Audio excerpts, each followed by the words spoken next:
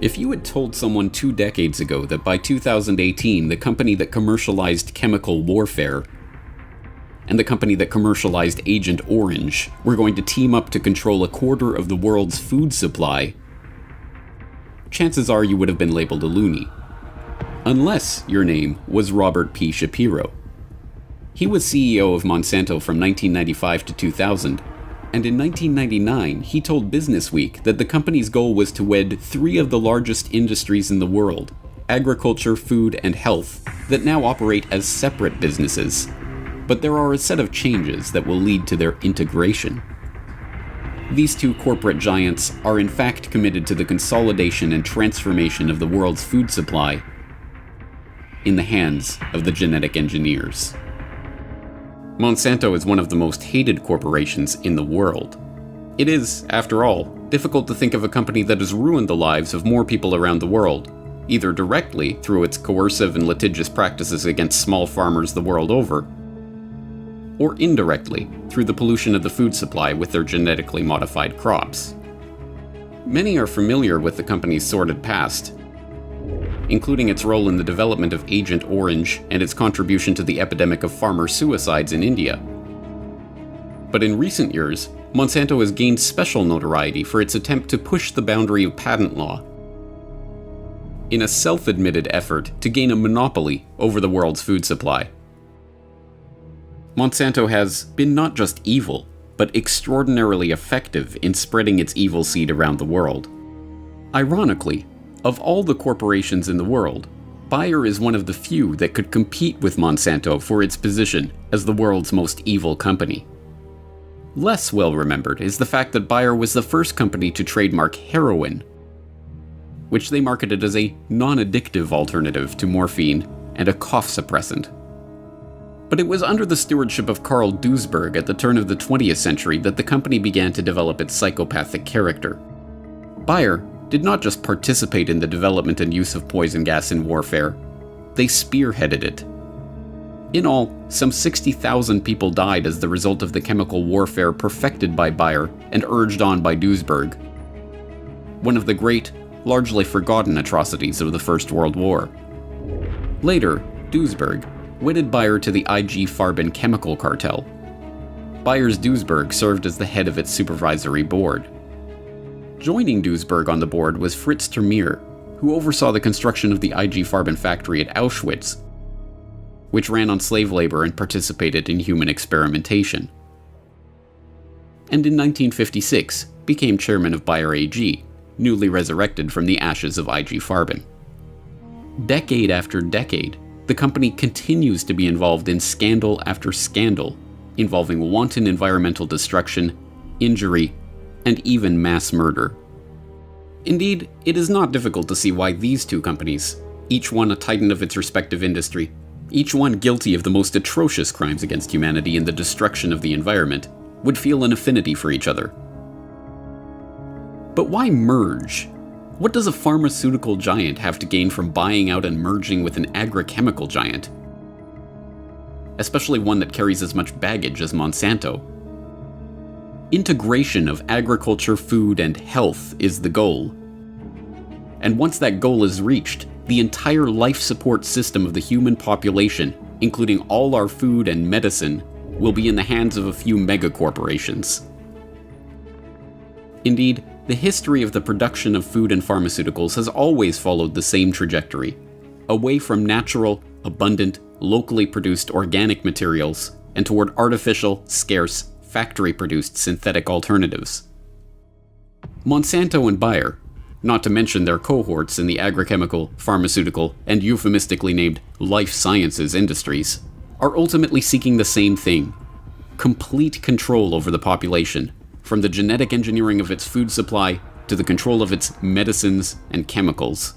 It is a race toward complete centralization, and with this acquisition, Bayer and Monsanto are getting a head start. Bayer, one of the pieces of IG Farben's grim and oligarchical legacy, supplier of chemicals for the poison gas attacks of World War I, knowing seller of HIV-contaminated vaccines, mass murderer of bees, seller of tainted GMO crops. And Monsanto, dumper of toxic chemicals, proud seller of carcinogens, suer of farmers, cause of farmer suicides, suppressor of scientific dissent. Are you feeling safe knowing that a quarter of the world's food supply will soon be in their combined hands?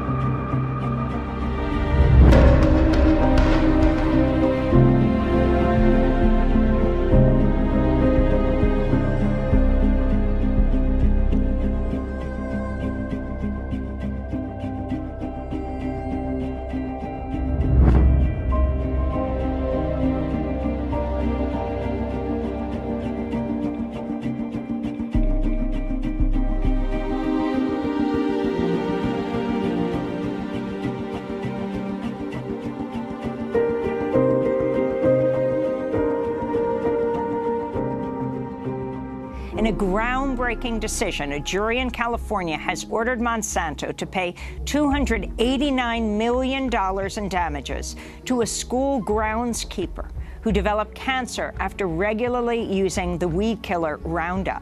The 46-year-old man, Dwayne Johnson, has non-Hodgkin's lymphoma. Doctors say he's unlikely to live past 2020. Johnson's attorneys said jurors for the first time were able to see internal company documents proving Monsanto has known for decades that glyphosate and Roundup could cause cancer.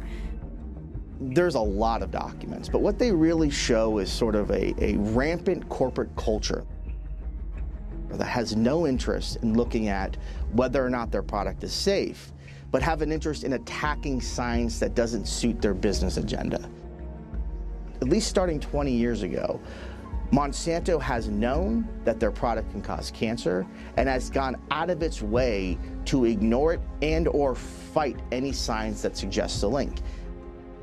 And we see this happening amongst all the independent scientists that have looked at this, and there's hundreds of them.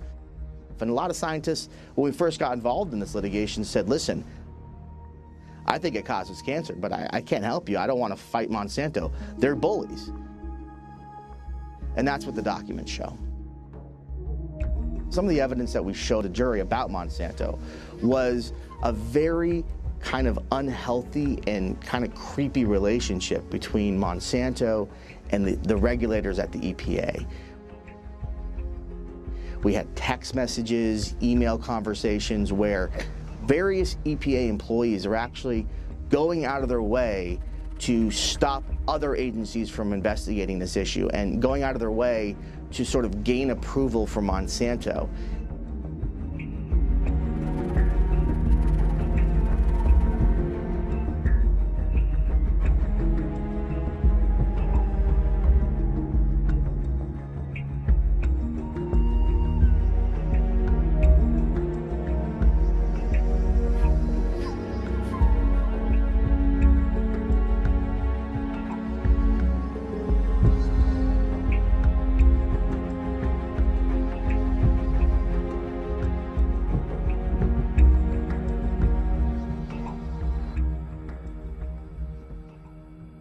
The fact that the biggest company called Monsanto is now merging with Bayer